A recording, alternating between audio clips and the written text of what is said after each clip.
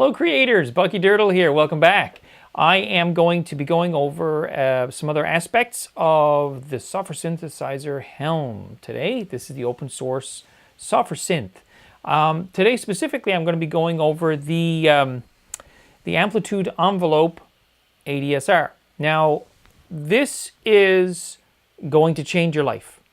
ADSR is at the center of all synthesis that we do. When you get right down into the FM synthesis and analog synthesis, ADSR is right at the center of it. And the reason why is because that is how we shape our sounds. ADSR is at the core of how we shape our sounds.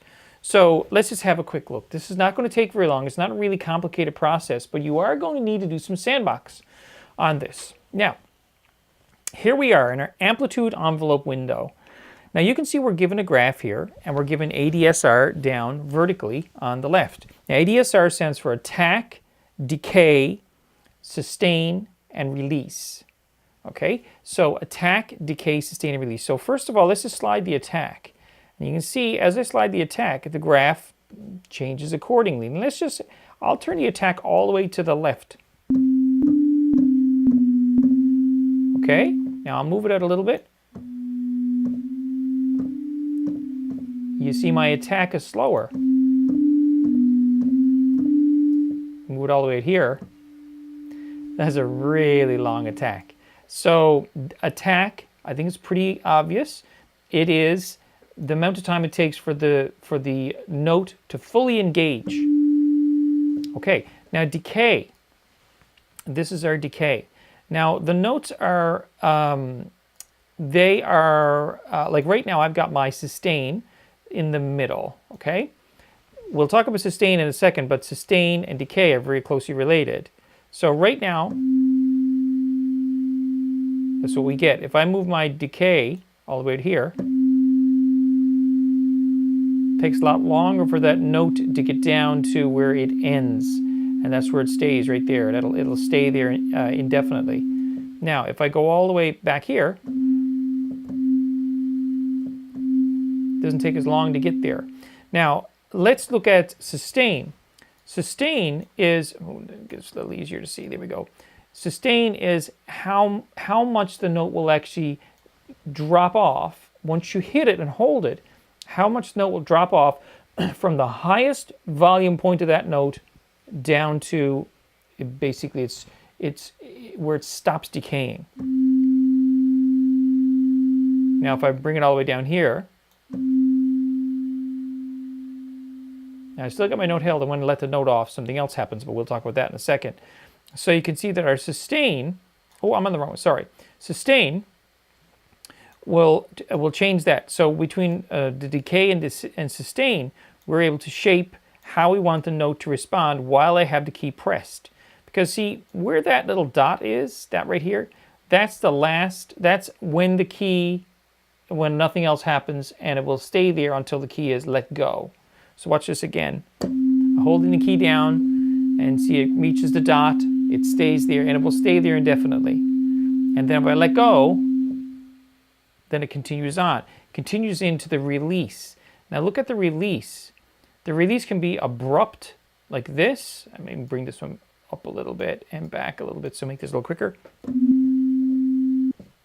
See, it's instantaneous when the release is down at 0. If I make a little bit of release, it's a little bit of a release.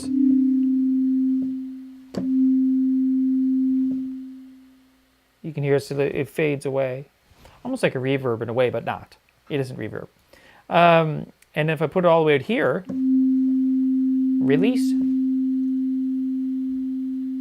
can see it takes a long time to die out. Okay? So ADSR, it is how we control our sound, we can shape our sound to be exactly the way we want it to, how we want it to respond to how we play it with our keys.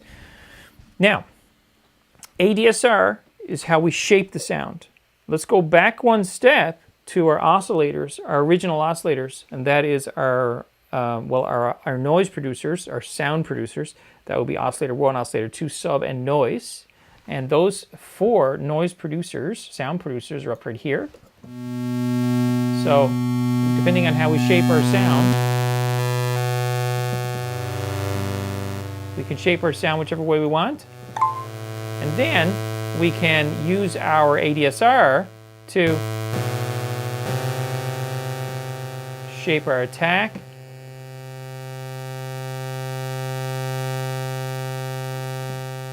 And release.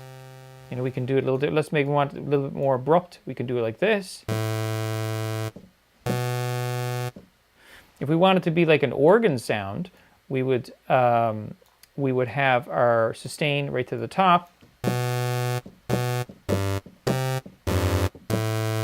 No release. Release is 0.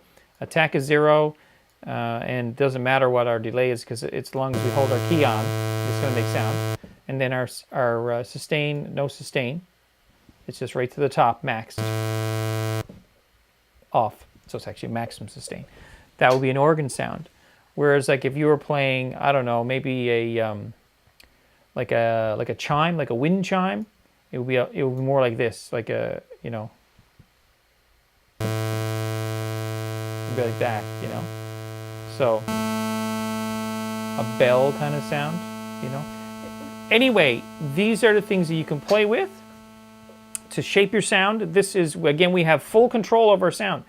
This combined with our filters, with our formant, with our stutter, with our delay and our reverb and our portamento and everything, you can perfectly fine tune the sound exactly the way you want. So it's a very powerful tool. So there you go. That is the ADSR for Amplitude Envelope. Now we're going to be looking at some other things later for modulation and for our filter. But for that, we also use ADSR, but it's a different application of ADSR. And also, if you get your hands on some keyboards, like I'm sitting in front of a very modern Korg workstation here in front of me, and ADSR is in this. And it's on the screen right in front of me. I can play with the ADSR on my Korg workstation. I also have an old Casio from the 80s, and once again, it has ADSR. So ADSR is very, very fundamental skill. Is to have ADSR skills to be able to modify and change that sound exactly the way we want. So very good skill to have. Do some time in the sandbox with this. You would really appreciate it. Okay, thank you very much for watching. Good luck with your music. Feel free to catch me on the Steam Chats, on the PAL Discord, wherever you can. I'm happy to talk to you about your music and about any questions you may have about Helm, Audacity, whatever. See you soon.